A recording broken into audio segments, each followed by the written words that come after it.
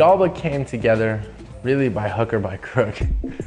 It took a couple years really to get it to a group of people that all really understood the same thing. You know, originally it started with me and Tiffin, who plays guitar. We found this kid, Paul. A friend of mine introduced me to him. At that time they were looking for a bass player. Talking with Eric here in the CD, and it was something I wanted to be a part of. I was thinking about a lot of the old Beastie Boys records where they, you know, they had those sort of Hubert Laws type flute solos, you know,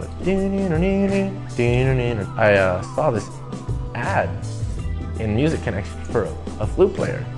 Eric was the only one that called me about the flute. Blonde, pigtailed girl showed up in my house and she started playing the flute and talking about the music she was into, and I was like, wow, you totally get it. And they had a good energy, a good vibe. They just seemed like nice, down-to-earth people, the kind of people that, you know, I would like to hang out with. I was in a different band and Fredalba was playing at the Highlands, and I had another gig that night at the Roxy, and I had to just run off stage and just drive 90 down Sunset. We were opening up for Fredalba.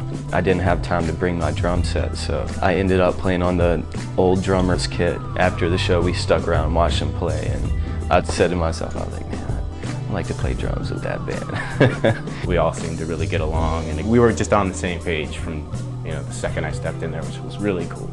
And that was it.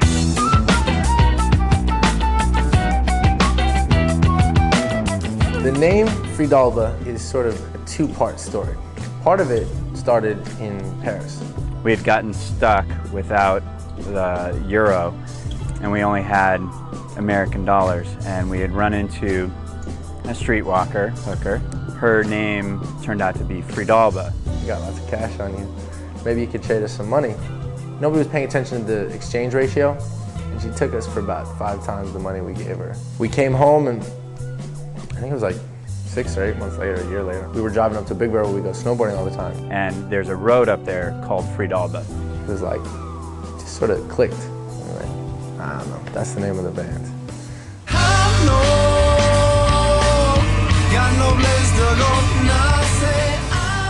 The Five Star Family is the 5 families of music that we all grew up with. Rock, funk, hip hop, soul, and reggae. The 5, you know, major elements that make up what, you know, this music is about. Every member of the band had different influences and what they listened to. I'm very influenced by a lot of 70s stuff. Mixing Led Zeppelin and Pink Floyd with hip-hop. I just like a strong, tight groove. Funk and old school funk, stuff like the Meters, Stevie Wonder. His ability with words and his poetry, his songs could so pinpoint a feeling that I was having in my life. He just had this ability to portray life and beauty and love and pain and sorrow and wanting, and he did it in a way that was just funky too. I think music for me starts 2 ways. With a rhythm, feeling of some emotion that I'm feeling energy-wise, you know, whether it be something sort of cool and moody and something that's gonna make me chill out and relax, or something that's got energy and is gonna make me want to bounce and jump. One of the members in the band will come up with like a cool riff, a cool chord progression, something that will kind of spark something in Eric or the rest of us to go further with it. There's no egos, we all just write and try to write the best song possible. And then the other side starts with a contemplation, you know, whether it be something positive or negative in my life. I have to write what I feel and see, so I try to write my experience and the joys of it and the pains of it and make people feel what I'm feeling. Revelation started when I was in a car accident. A drunk driver came spinning across oncoming traffic and into me, and when I went to swerve, he, you know, clipped the side of my car and pushed me up onto the sidewalk, and my car hit a kid at a payphone, and it subsequently cut his leg off.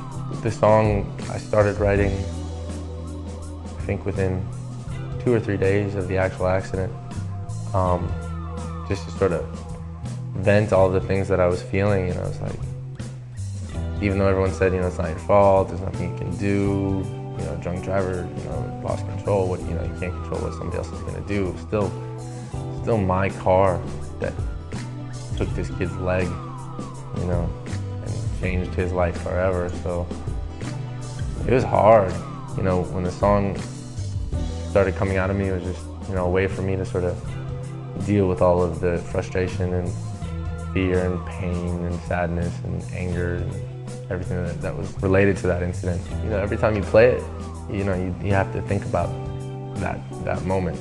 So.